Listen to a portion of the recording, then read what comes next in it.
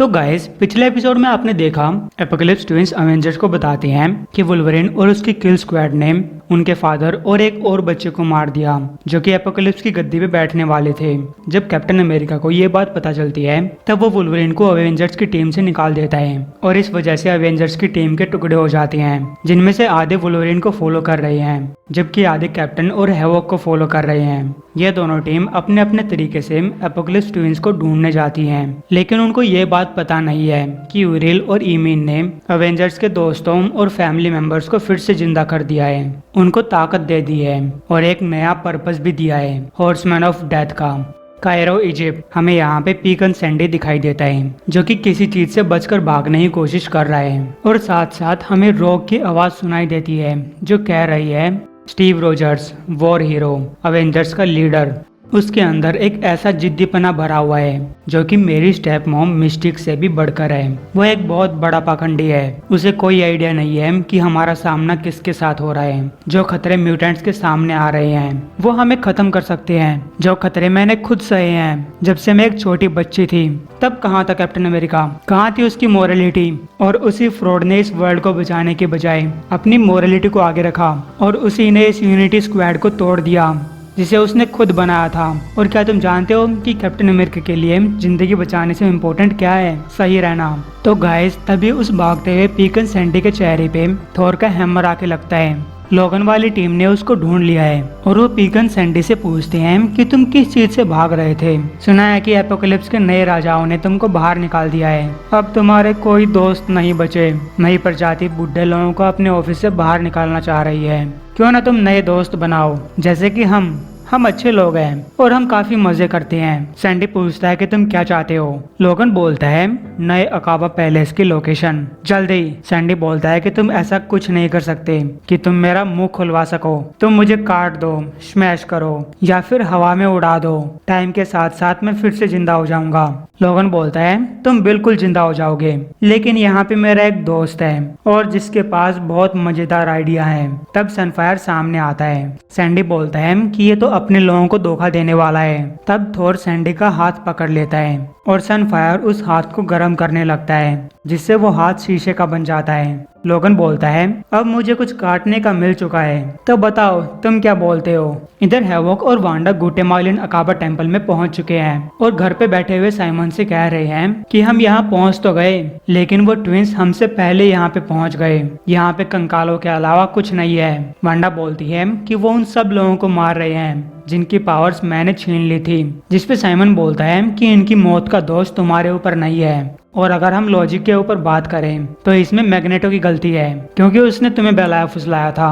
Wanda बोलती है कि अगर वो इतनी आसानी से इतने सारे लोगों को एक साथ मार सकते हैं तो उनकी पावर्स बहुत ही इनक्रेडिबल है। क्या हमारे पास इतनी ताकत है कि हम उनका सामना कर सकें? हैवॉक बोलता है कि साइमन हमारी मदद कर सकता है, जिसपे साइमन बोलता है कि मैं मदद कर रहा हूँ, लेकिन तुम मुझसे मेरी अहिंसा को छोड़ने के लिए नहीं कह सकते। हैवॉक बोलता है कि गांधी के पास इतनी पावर नहीं थी कि वो मुक्कों से इस वर्ल्ड का सामना कर सके। साइमन कहता है लेकिन उसकी अहिंसा के अंदर इतनी पावर थी कि वो वर्ल्ड को चेंज कर सके। मैं हाथ में राइफल लेके नहीं मरना चाहता। मैं जानता हूँ कि तुम चाहते हो कि ये टीम बनी रहे। तब भी जब तुम्हारे साथी एक्समैन इस टीम को छोड़कर चले गए, मैं जिस किसी भी तरीके से मदद हो सके करूंगा, लेकिन अपने हाथों का इस्तेमाल नहीं करूंगा। वांडा बोलती है एलेक्स हम सब तुम्हें फॉलो कर रहे हैं और जब तुम हमारे साथ रुक गए थे तब तुमने कैप्टन के चेहरे पे अहंकार देखा था। हैवॉक बोलता है कि हमें इस टीम को बनाए रखना होगा, हमारी प्रजाति के पास जाने के लिए और दूसरी जगह नहीं है। वांडा पूछती है और अगर होती तो?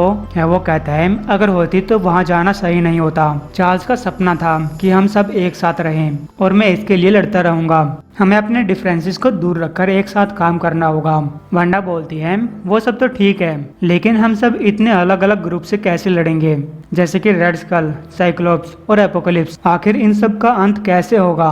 मैं तो उम्मीद खो रही हूँ कि इंसान और म्यूटेंट्स कभी एक साथ रह भी सकते हैं और इस टीम ने बस उनका डर बढ़ाया है। अगर हमारी टीम के सबसे उम्दा लोग भी एक साथ नहीं रह सकते तब तो हम सब की लग चुकी है। यहाँ पे खून खराबा हो जाएगा, एक अनंत लड़ाई चलती रहेगी। रेड रेड स्कल ने इंसानों को हथियार की तरह यूज किया और गली के म्यूटेंट्स को मारता गया और किसी को इतना सरप्राइज नहीं हुआ और उसके बाद वो गायब हो गया। अब लोगों के अंदर मौत और डर नहीं रह गया है, अब उनको कोई फर्क नहीं पड़ता। लेकिन मैं खुश हूँ कि तुम्हें पड़ता है। तुम्हें इस टीम को एक साथ रखना होगा, फिर चाहे तुम्हें अपने दोस्तों के खिलाफ ही क्यों न जाना पड़े। स्टीव तुम्हारे बारे में सही कह रहा था। मुझे माफ कर देना कि मैंने तुम्हारे ऊपर डाउट किया। तभी वहाँ पे डेथ सीड बेंशी आता है और इन दोनों के ऊपर अटैक करते हुए बोलता है, बेचारी लड़की। समर्स ब्रदर के ऊपर डाउट करके उसने सबसे अच्छा काम किया है। हैवॉक पूछता है, बेंशी तुम तो मर चुके थे। बेंशी कहता है, मैं मर चुका था और मैं अब भी मरा हुआ हूँ। अगर उन्होंने मुझे तुम्हें नहीं मारने के लिए नहीं बोला होता तो मैं तुम्हें मार डालता अभी का अभी। सच में मैं मार डालता, ठीक जैसे तुम्हारे भाई वुल्कन ने मुझे मारा था और ठीक वैसे जैसे तुम्हारे दूसरे भाई ने मेरे दोस्त चार्ल्स जेवियर्स को मारा था। हम में से बहुत से लोग नहीं मानते कि टाइम आने पे तुम सही चीज करोगे, लेकिन वो ट्विंस तुम्हारे ऊपर यकीन करते हैं। वो सोचते हैं कि तुम अब भी हम में से एक बन सकते हो। अंदर ही अंदर मैं सोचता हूँ कि तुम जानते हो कि एक्समैन गलत थे और वांडा सही सोच रही थी कि ये दोनों प्रजाति एक साथ कभी नहीं रह सकती। उधर वंडरमैन अपने कमरे में बैठा हुआ है।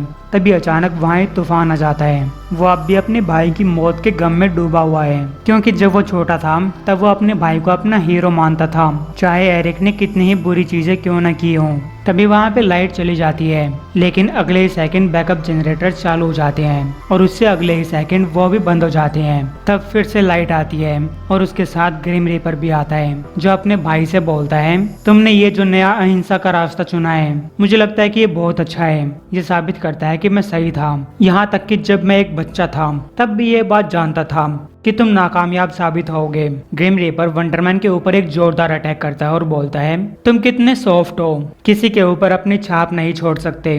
और अब देखो अपनी तरफ, अपने पिछवाड़े पे बैठकर इस वर्ल्ड को बदलने की उम्मीद कर रहे हो। मुझे तो अचंभा हो रहा है कि वांडा तुम्हें किस करने के लिए उतावली नहीं हुई। फिर भी मैं तुम दोनों को एक साथ देखना चाहता हूँ। अब मैं तुम्हारी मदद करने वाला हूँ, मैं तुम दोनों को एक साथ लाने वाला हूँ। और फिर ग्रिम रीपर वंडरमैन को बेहोश कर देता है। इधर कैप्टन और जेनेट हिमालयज में आए हुए हैं। जेनेट कहती है कि पुराने टाइम की तरह तुम्हारे साथ काम करके बहुत अच्छा लग रहा है। कैप्टन बोलता है कि मुझे भी ऐसा ही लग रहा है, मैंने तुम्हें बहुत याद किया। जेनेट बोलती है कि इतने महीने में घर से दूर थी, ये कितना बेतुका था, तुम इमेजिन भी नहीं कर सकते।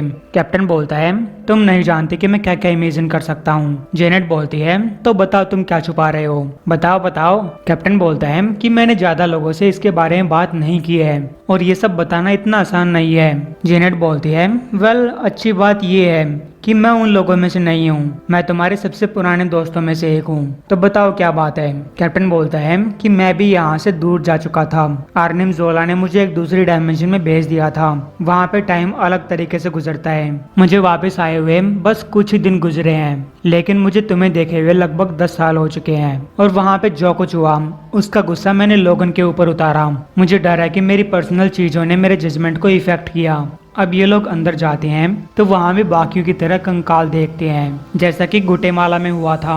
अब जेनेट कैप्टन से पूछती है कि तुम अपने आप को कैसे संभाले हुए हो। मैं तो केवल महीनों तक माइक्रोवर्स के अंदर रही थी और वहाँ के अकेलेपन से मैं लगभग अपना दिमाग खो बैठी थी। तुमने इतने सालों तक अपने आप को कैसे संभाले रखा। कैप्टन बोलता है कि हमारे पास दोस्त थे जिन्होंने हमारी देखभाल की। जेनेट पूछती है कि कौन हम। कैप्टन बोलता है कि वो मैं तुम्हें बाद में बताऊंगा, इस बात को तुम टॉप सीक्रेट रखना। मैं बुरे लोगों को ये नहीं बताने देना चाहता कि इस टाइम पे कैप्टन अमेरिका नहीं है।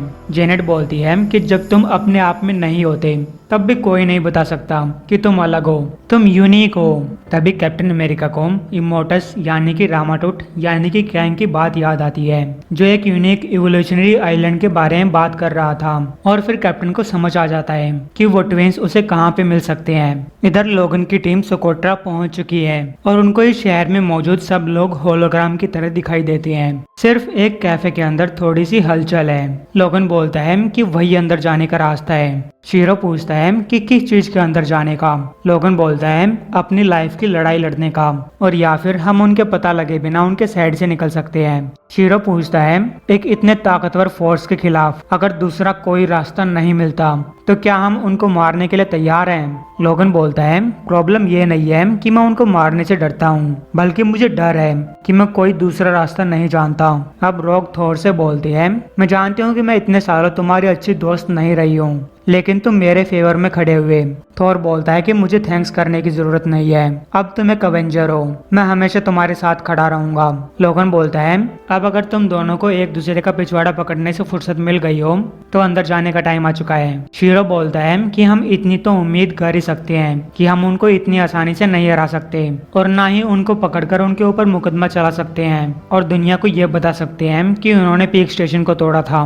थोर बोलता है कि मैं इस टाइप के लोगों से पहले भी मुकाबला कर चुका हूँ और मुझे नहीं लगता कि हमारा काम इतना आसान होने वाला है। रॉक बोलती है क्या तुम थोड़े टाइम के लिए झूठ नहीं बोल सकते? थोर कहता है ऑफ कोर्स तुम्हारे लिए तो बोल सकता हूँ, अरे हम उनको इतनी आसानी से हरा देंगे, कोई दिक्कत नहीं है, और डिनर से पहले घर पहुंच जाएंगे। अब ये लोग कैफेटेरिया से अंदर जाते हैं तो उनको एपोकलिप्स ट्विंस की शिप दिखाई देती है।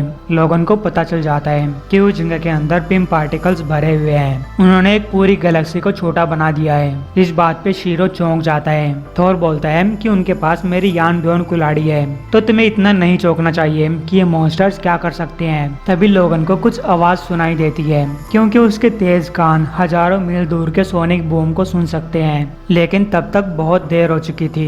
इस यूनिवर्स के सबसे पावरफुल बीइंग की ताकत और पावर उसके साइड से गुजर जाती है। इस टाइम सेंट्री का ध्यान थोर के ऊपर टिका हुआ है और सेंट्री की वेलोसिटी स्पेस और टाइम से परे है, स्पीड ऑफ लाइट से कई गुना ज्यादा है। सेंट्री थोर से बोलता है जब तुम्हें मौका मिला था तभी तुम्हें मुझे पूरी तरीके से मार देना चाहिए था, अब शांत हो जाओ, मैं तुम्हें मारने नहीं वाला। अभी तुम्हें सेंट्री के लिए बहुत सारा काम करना है क्योंकि मैं भविष्य में आने वाला एपोकलिप्स और ह्यूमैनिटी का रखवाला बनूंगा। और गाइस जिस तेजी से सेंट्री थोर को लेकर जा रहा है वो थोर की बॉडी को थका के रख देती है, वो इतनी स्पीड को सहन नहीं कर सकता। जबकि यहाँ अकाबा के ऊपर रॉक उम्मीद कर रही है कि काश उसके पास अब भी अपनी पावर्स बची होती। वो नीचे गिरने लगती है लेकिन तभी शीरो उसको बचा लेता है और बोलता है आराम से, मैंने तुम्हें संभाल लिया है। रॉक बोलती है क्या आराम से, क्या तुमने देखा कि वो कौन था? चलो अब हमें ये तो पता चल चुका है कि हमारा मुकाबला सेंट्री के साथ हो रहा है। और गाइस बुरी खबर और भी बुरी बन जाती है क्योंकि वो ट्विंस जिंदा लोगों से लड़ने में सहमत नहीं है, वो मरे हुओं को वापस ले आए हैं। और ना सिर्फ मरे हुओं को बल्कि उनको जिनको बदला लेना है। वो जानते थे कि थोर एक प्रॉब्लम बन सकता है और उसके लिए उन्होंने सेंट्री को जिंदा किया।